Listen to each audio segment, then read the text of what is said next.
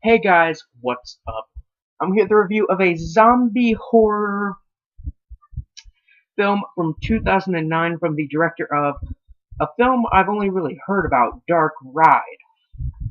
And tonight's movie is Perkins 14. Um, Before I get to the plot, I would like to say something. I've been interested in seeing this film probably since it first came out. I forget where I first heard about it. Just the title and the kind of like poster work and cover art for it looked a little interesting. So I decided I'd watch it sometime. Um, Years have passed since then. I'm pretty sure I first heard about it when it came out on DVD originally in 2009. So I heard about this film nearly 5 years ago, and I just now watched it. I got this at FYE, not FYE. I got this at Buybacks for $3. This movie is about and a small town in Maine, where the deputy sheriff Dwayne Hopper is on the night shift at the police station when he finds that one of the prisoners in the cell is Ronald Perkins, a local pharmacist and suspect in the disappearance of 14 children that includes Hopper's son. And Hopper interrogates Perkins and learns the mad pharmacist has built an army of 14 people brainwashed through. Well, actually, you don't really know how they're brainwashed, but brainwashed and to protect Perkins from his parents' killers because Perkins' parents were killed when he was really young, and he was afraid that he would be murdered. So while Hopper and the police are investigating his house, they accidentally unleash the 14 onto the small town, wreaking havoc. The film opens with a shot of a road and children in cages with credits over it. Pretty promising start. More credits, videos of Deputy Dwayne playing with his son, who was kidnapped. He then wakes up from a dream and talks to his daughter while he eats noodles and sits around. He goes to work on the night shift, takes a nap, has a dream about the night his son went missing, wakes up, goes through the building, kind of looks at the prisoners, locking all doors, and Dwayne meets Perkins in his cell, and Perkins asks, "Hey, what's your name? Do you have any children?" Perkins claims that he has children at home who are he's like, "Can you please let me out? I'm the only thing they have, and they're the only thing I have." Dwayne refuses and starts to think about it and replay what just happened in his office. He then looks up Perkins' file, and it shows that Perkins does not have any children. Then Perkins is shown his own file, and he's like, "You have no children, you lied to me." Dwayne goes into the evidence locker and looks through Perkins' stuff, attempting to find clues. He searches his car and finds a bag of prescription drugs, which would usually be kind of suspicious in a case involving missing children, but he's a pharmacist, so I guess it would kind of make sense. So yeah. Then we catch up with Dwayne's daughter and her friends who are sitting around playing music, talking, smoking pot, making out. The usual things teenagers in horror movies do. Dwayne then calls his friend Hal and asks him to search Perkins' house. Dwayne then handcuffs Perkins, taking him to the interrogation room, where he is interrogated, and Hal breaks into the locked basement. Perkins warns Dwayne to get Hal out of there immediately. Needless to say, Hal goes down the stairs and finds a series of prison cells, videotapes, and chemicals in this small room. Hal is then attacked by a child, or by, well, not a child, but attacked by a girl. Mm. And then Perkins tells Dwayne about how his parents were killed. And about how Dwayne is going to get in big trouble about this because that's breaking and entering. So Dwayne's daughter and her boyfriend are making out. Dwayne goes to Perkins' house with Perkins handcuffed in the locked back seat of his prison car. Well, not police car, police cruiser.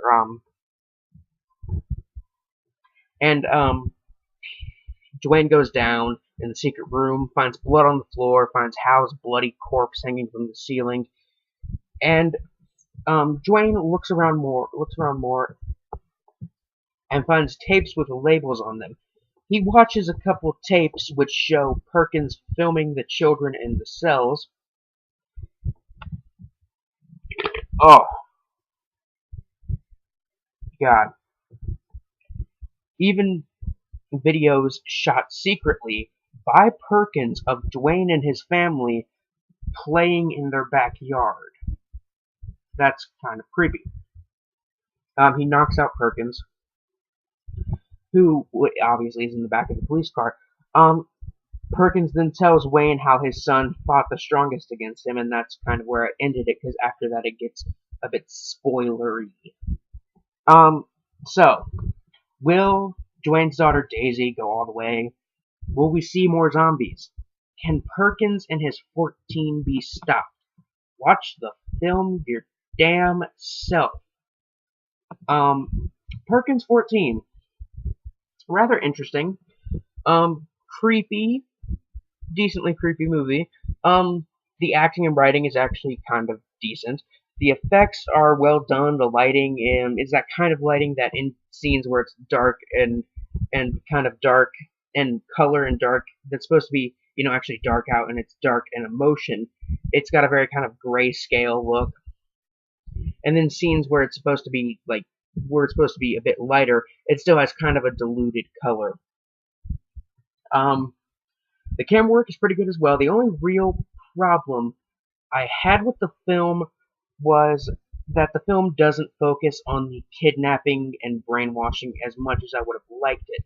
It didn't tell you how he brainwashed the kids, or how they became kind of mindless cult zombie murderers or whatever. It doesn't really tell you that much. It's just really he did it somehow. It is hinted at in the film that he got them all addicted to PCP, which I guess that could kind of be a cheap kind of buyout explanation, but I refuse to believe that. Really, that's the only thing I didn't like about the movie. I wish it would have focused on Perkins a bit more as a character. I mean, literally, he is in the movie for I want to say maybe half an hour total. Actually, I forget how long he's in the movie. He's in there for at least a maximum of an hour. And honestly, I would have liked to focus more on Perkins than Dwayne, because Dwayne isn't, he's not a super kind of interesting character, while Perkins is this very dark, pharmacist who kidnapped 14 children. Would you rather focus on the guy who's looking for his lost son, or the guy who kidnapped his son? Yeah, probably the latter. On the gore meter from 1 to 10, 1 being something like The Corpse Grinders, and 10 being something like Brain Dead, the movie's a 6 out of 10. Not super gory, but it does have a decent amount of zombie violence, people being, eaten and being cut into pieces. I really like this movie. It's as good as I expected, and probably even better than I expected coming from the After Dark Horror Fest. Because those of you who do not know about the After Dark Horror Fest, I've only seen 2 films, I think, from the After Dark Horror Fest. And one of them was The Butterfly Effect 3, which was horrible. Just horrible. And honestly, when I heard Perkins 14 was being released by After Dark Horror Fest, I was worried. I was worried as hell, beyond worried, that this movie was going to be bad. And honestly, it isn't super bad. I mean, it is, bad in certain ways. But it's still a decent horror film. Definitely one I would suggest. I don't know really too fans of what subgenre, because it's not really much of a. It's kind of a zombie film, but I wouldn't suggest it to zombie film fans. It's. I'd just say, like, if you're a horror fan and the plot sounds interesting, just check it out. I got this at a buybacks for $3, and I would have paid up to $10 for this. That's how good it was. I'm glad to have it in my collection, definitely. Um, 4 out of 5 stars, definitely worth checking out. You could probably find it in $5 bargain bins, or you could find it at a buybacks for a price ranging from $2 to $5. And I mean that's still decently priced. 4 out of 5 stars for this one, guys. I'm Biscuit Boo 69 signing off. Peace.